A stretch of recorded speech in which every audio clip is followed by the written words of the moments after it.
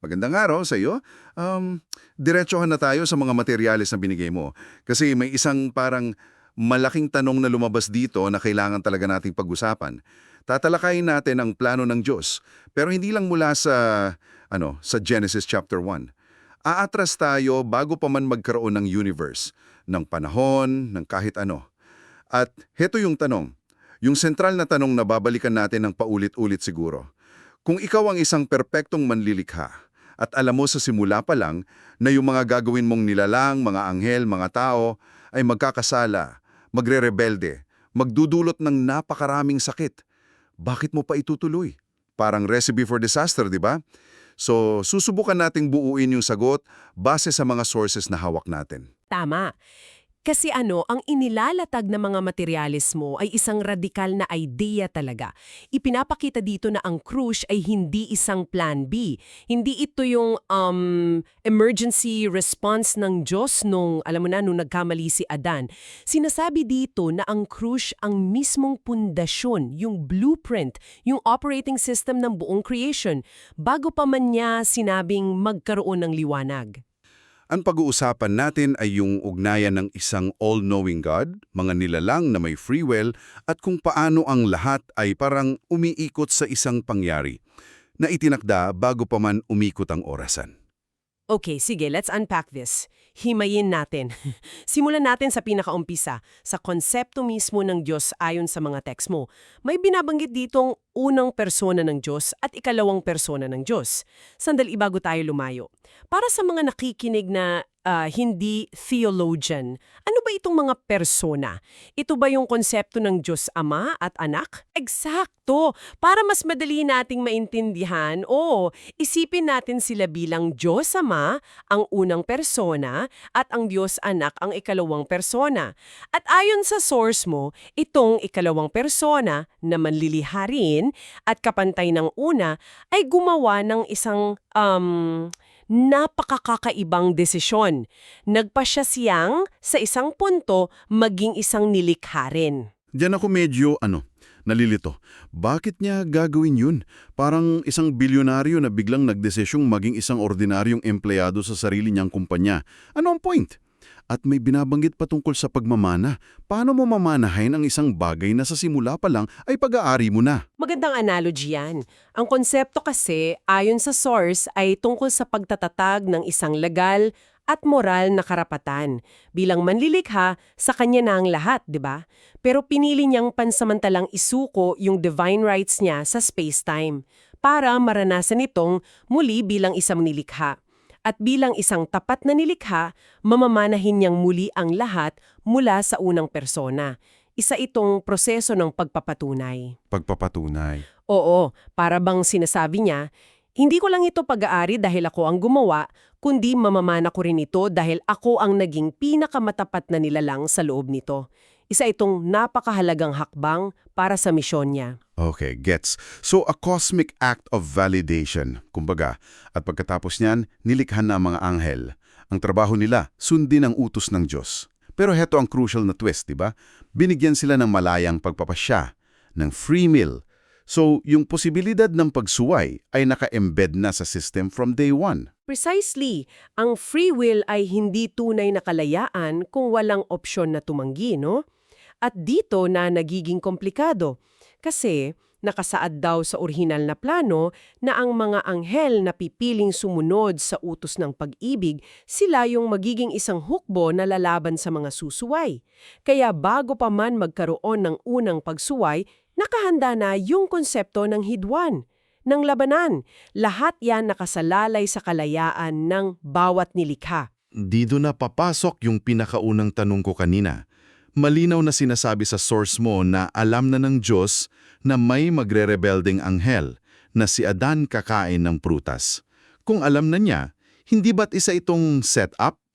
Parang ang binigyan mo ang isang bata ng posporo sa isang kwartong puno ng pulbura tapos sabi mo, huwag mong sisindihan, pero alam mong sisindihan niya. Paanong naging patas yun? Diyan pumapasok yung tinatawag ng source na isang divine paradox. Isang kabalintunaan. Ang utos ay simple lang, magmahal. Magmahal sa Diyos at sa kapwa. Ngunit, heto yung catch-22 na binabanggit sa mga materyales mo. Ang isang nilikha sa sarili niyang kakayahan ay walang kapasidad na tunay na magmahal. Kasi ang pag-ibig sa kontekstong ito ay hindi lang emosyon. Ito ay isang banal na katangian. Para matutunan yan, kailangan muna niyang maranasan at maunawaan ang sukdulang pag-ibig mula sa Diyos. Teka, yan ang problema. Parang sinisisi mo ang isang tao dahil hindi siya marunong lumangoy, kahit hindi mo naman siya tinuruan, no? O pinakita kung paano, di ba? Eksakto. So, kung walang paraan para ipakita sa kanila itong pag-ibig na to, lahat ng nilikha, mga anghel, mga tao, lahat sila tiyak na mabibigo. It's a guaranteed failure. Paano ito nilutas ng Diyos? At ang sagot, ayon sa iyong source, ay ang krus. Ito yung solusyon na nakahanda na bago pa man magkaroon ng problema. Ang krus ang magiging pinakamatindi, pinakamalinaw at hindi matatawarang demonstrasyon ng pag-ibig ng Diyos. Hindi ito reaksyon sa kasalanan. Ito yung paunang itinakdang lecture o demonstration na magbibigay kakayahan sa mga nilikha na sa wakas ay maintindihan kung ano ang pag-ibig. At dahil doon, mabibigyan sila ng tunay at perpektong pagkakataon na pumili. Wow! Saglit, linawin natin. Kasi mind-blowing yan. So, kung tama ang pagkakaintindi ko sa sources mo, ang buong universe, mula sa pinakamalayong galaxy hanggang sa pinakaunang enghel, nilikha na may built-in na solusyon sa isang problemang hindi pa nangyayari. Parang isang architect na naglagay ng fire exit, sprinkler system at fire station sa blueprint bago pa man niya ilatag ang unang ladrilyo. Ganun ba kalalim ang pagka-intentional nito? Yan ang eksaktong sinasabi ng mga materyales. Ang krus, ang pundasyon, hindi lang basta emergency exit. Yung buong istruktura ng creation, itinayo sa paligid nito. Kung wala ang krus sa plano, ang free will ay magiging sumpa. Isang garantisadong daan patungo sa kapahamakan para sa lahat. Pero dahil sa krus, ang free will ay naging isang tunay na pagkakataon para sa kaluwalhati. Okay. So, itinatag na ang pundasyon, itong krus. Pero, sino ang magtatayo ng gusali sa pundasyong iyon? Nariyan na ang mga anghel, nagkaroon na ng rebelyon. Bakit kailangan pa si Adan? Bakit kailangan pa ng sangkatauhan sa kwento? Ngang lutasin sa loob mismo ng espasyo-oras. Dito sa lupa, si Adan at ang kanyang lahi ang itinakdang instrumento para dyan. Yung buong kwento ng sangkatauhan mula sa paglikha sa hardin, sa pagbagsak, sa mga baha at digmaan, hanggang sa pagtubo sa pamamagitan ng simbahan, hindi lang yan para sa atin. Isa siyang buhay na patunay, isang live demonstration na may direktang epekto sa mga anghel. Napaka-interesante niyan. Yung simbahan bilang paaralan para sa mga anghel. Paano yan gumagana?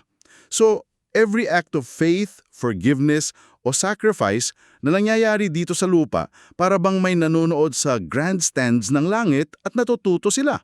Para tayong nasa isang cosmic reality show. Sa isang banda, oo, pwede mong tingnan ng ganyan. Ang isang susing konsepto na binabanggit dito ay yung unang pagkabuhay na muli, ang first resurrection. Sa konteksto ng mga source mo, ito ay partikular na tumutukoy sa mga martir. Yung mga taong piniling mamatay kaysa talikuran ang pananampalataya nila. Sila ang ultimate test case. At ang kanilang pagkabuhay na muli ang magiging pinakahuli, hindi mapapasabalyang patunay na ang mga utos ng Diyos ay hindi lang totoo, kundi posible talagang sundin, kahit hanggang kamatayan. So sila yung proof of concept na posible palang maging tapat sa gitna ng matinding pagsubok. At iyon ang ebidensyang kailangan ng mga anghel para mawala ang anumang duda na maaring natitira sa kanila. Eksakto. Kapag nasaksihan na ito ng mga matuwid na anghel, yung tagumpay ng mga tao sa pamamagitan ng pananampalataya, yung anumang natitirang what if o posibilidad na sila man ay maaring magkasala sa hinaharap, tuluyan ang nawawala. Ang kanilang malayang pagpapasya ay nagiging perpekto at permanente. Kaya sinasabi ng source na sa pamamagitan ng simbahan, ipinapakita ng Diyos ang kanyang karunungan sa mga anghel. Ang ating mga pagsubok at tagumpay nagiging aklat at aral para sa kanila. Grabe. So ang ating mga kwento dito sa lupa ay may cosmic significance pala. Pero may isa pang misteryo na inihiin sa source mo. Isang tanong na parang napakahirap sagutin. bago magrebelde si Helel, ito yung pangalan na ginamit para kay Lucifer, no? Alam ba niya at ng ibang mga anghel ang tungkol sa buong plano? Partikular, alam ba nila ang tungkol sa krus? Ang materyalismo. Sa halip, naglalahad ito ng dalawang magkaibang posibilidad, dalawang pananaw na parehong may basehan. Sige, isa-isahin natin. Anong ang unang pananaw? Ang unang pananaw ay hindi nila alam na ang plano ng krus ay isang lihim na karunungan ng Diyos na itinago maging sa mga anghel. Ang ginagamit na batayan dito ay isang bersikulo mula sa unang Korinto na nagsasabing kung nalaman lamang ng mga pinuno ng sanlibutang ito ang karunungan ng Diyos, hindi sana nila ipinako sa krus ang Panginoon. Okay. So, sa view na to, kung isasama natin si Satanas sa kategorya ng mga pinuno, para siyang naglalaro ng isang grand chess match kung saan ginawa niya ang isang fatal miscalculation kasi hindi niya alam ang lahat ng rules of the game. Akala niya panalo na siya nang maipako si Kristo pero yun pala, yun mismo ang ikakatalo niya. Yan ang lohika ng unang pananaw. Ang pagpako sa krus ay isang pagkakamali sa kanyang estratehiya. Dahil hindi niya naunawaan na yun ang mismong mekanismo ng katubusan. Ang kanyang pinakamalaking tagumpay ay naging kanyang pinakamalaking kabiguan. Okay, malinaw yan. Ngayon, ano naman ang ikalawang pananaw? Yung tila kabaligtaran nito? Ang ikalawang pananaw, posibleng alam nila.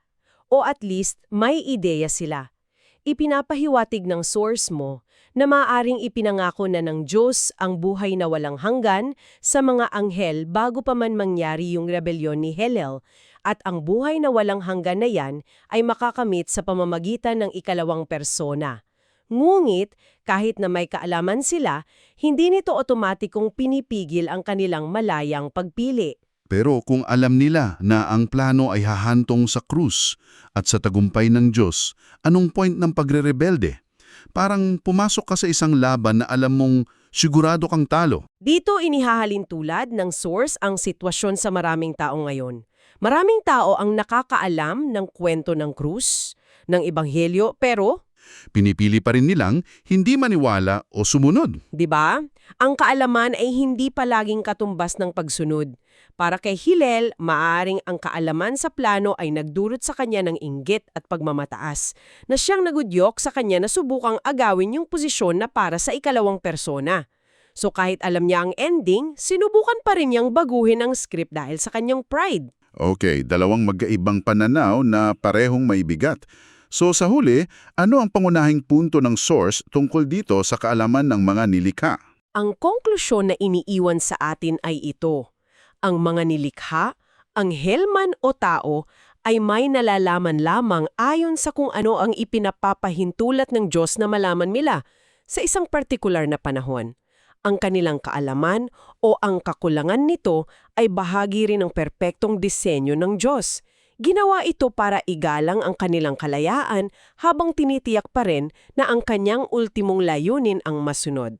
Walang nakakaalam ng higit pa sa kung ano ang itinakdang ipaalam sa kanila.